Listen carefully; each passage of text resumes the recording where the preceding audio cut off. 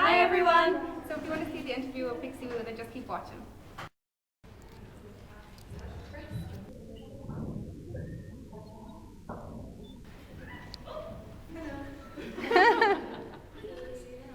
Well, you just kind of talked through everything we were going to say, so let's ask some questions.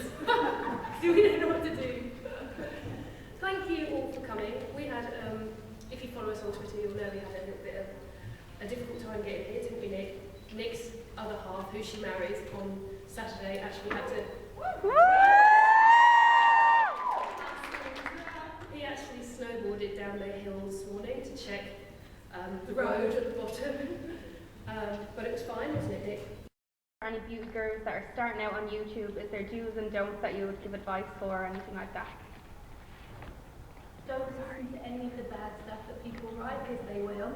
And just, use it as a learning device for yourself as well, because, Sam and I have both done makeup for about 15 years each, and even from doing tutorials, learned so much about different faces, and you're always learning, so don't expect it to be massive straight away, because lots of people do it, but persevere and use it as a learning tool rather than anything else.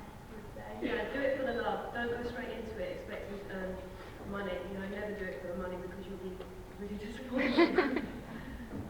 Thank you. Anyone else? Communicate about what we think would be a good idea. It would definitely be much harder if there were two of us. Oh yeah, it would be so hard because at least we have each other to say, someone said that they look really bad. And she would be like, oh, get over it. Okay. So yeah, it's good to have someone else to turn to. If we were on our own, then you would probably, a lot of people have deleted their YouTube channels because of the hate that you get, but obviously the love way outweighs the hate. If you don't notice that, you just don't pay too much attention to that. And you do delete a lot of the comments so that you guys don't have to read them as well, because some of them are really horrible, aren't they? Motivation. Half of us in here may get it. So I thought, when people are stuck at home and they lose their hair, and they lose their brows, and they lose their identity, and they're suffering, there's nothing worse than makeup always makes you feel better. When you get a new outfit and you put it on, you haven't put your makeup on, you feel like, oh, will it look okay when I've got my makeup on?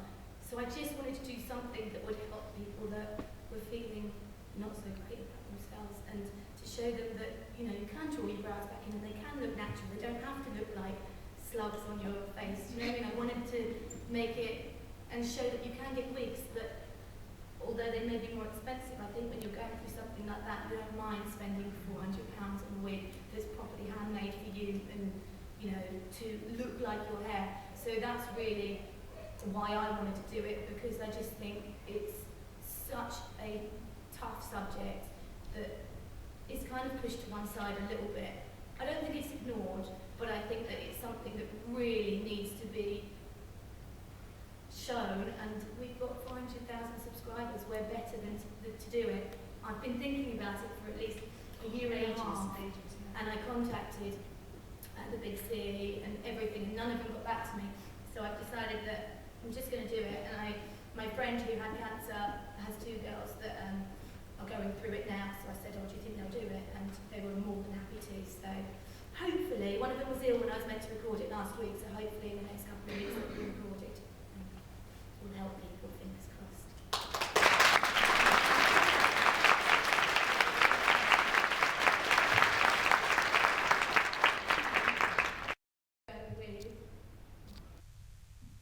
Estee Lauder Day Wear Plus tin with an SPF because it adapts to your skin tone.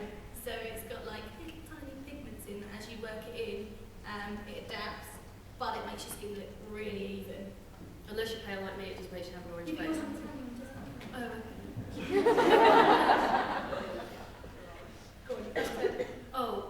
For skin, it would be Becca. What's that Becca? It's the Becca foundation in the long tube, which is just amazing. Love it. It's like a tinted moisturiser. Or the Laura Mercier tinted moisturiser. Either of those. I would take a lip conditioner, maybe Max Getting pink, I would take that too. because I'd use it on my cheeks and on my lips. What mascara would you take? Would it be waterproof? Oh, sure. Something like my matted locks as I get out of the water. Mascara. Clinique. High impact. High impact. I don't think that's waterproof. Well, maybe they do waterproof. I think they do waterproof as well. I would take Bourjois Volume Fast and Perfect. Don't mind that, it's just it's a catering cart. It'll be by the second. It's been happening all weekend. It's not a train. How many have I done? Three. I would take a brown eyeshadow. I'd use it around my eyes, on my brows. I'd take a body moisturiser. Just get it from natural. No. You were supposed to say sand, couldn't you? Yeah, I would take Bioderma body moisturiser. It's got a huge pump on it and it doesn't cost very much and it's amazing. I think it's called Atoderm. One's good as well. Body pump. And I've got one. I'll take a concealer. Oh yeah, obviously. Probably MAC moisture cover.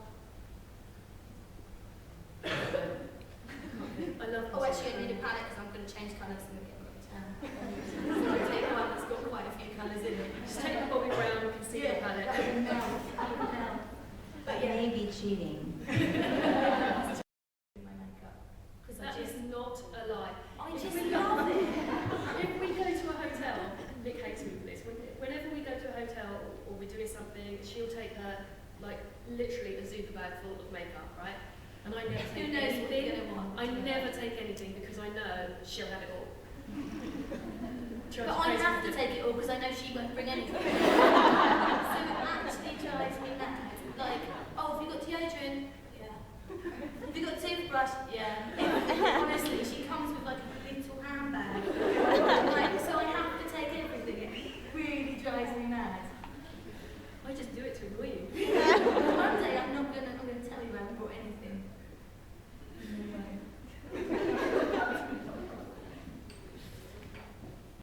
And as many of my friends from the school, we're working for free as an assistant, not even as assistants, we're going to some programs and watching how people are working.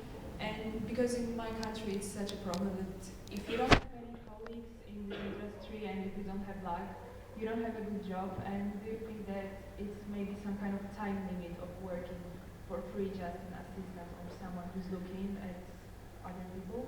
I think it's worth working for free if you're getting something out of it. If you're not, then don't do it. You know. Yes, because for example, I spent a year in breakfast television doing makeups without any salary, and there was bad because I used my cosmetics, so I lost twice. So do you think some kind of work, this kind of work is good, or A year is a lot. You know, if you're doing it every day and not getting paid. about 3 days a week? You would have got a lot. It's really difficult. I mean, you know, the amount you spent on your kit, does that weigh up to that amount of experience? It probably does, actually. You know, it's really hard to get that kind of experience. I think we have to do what we have to do.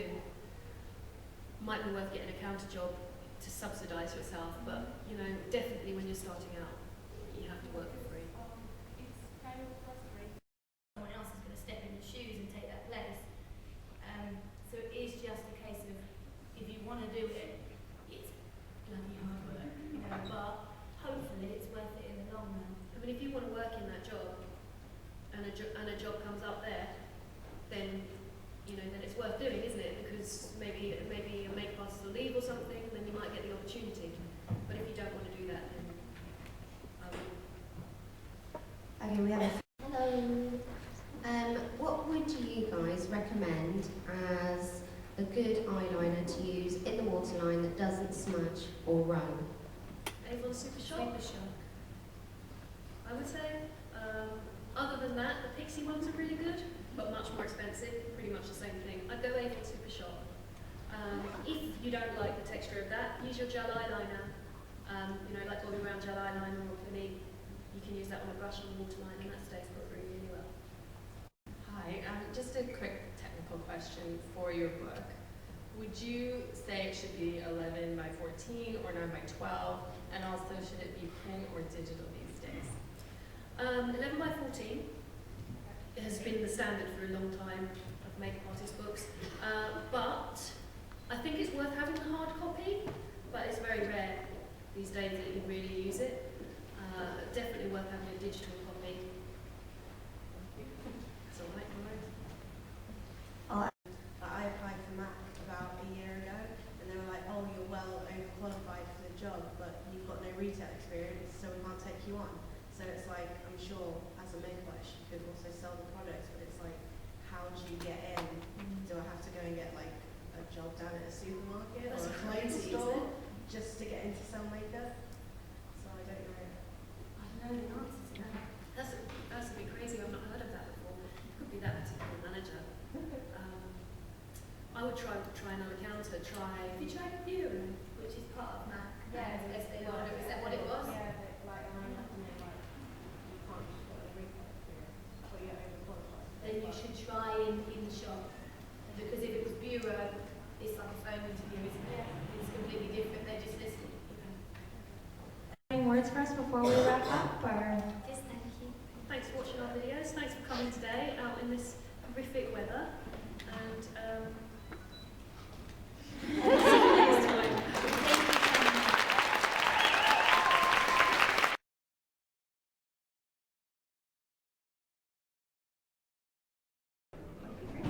Hi everyone. You want to say it as well? Well, at the same time, you said it's 1, 2, 3 then. 1, 2, 3. Hi everyone. So if you want to see the interview with pixiwoo, then just keep watching.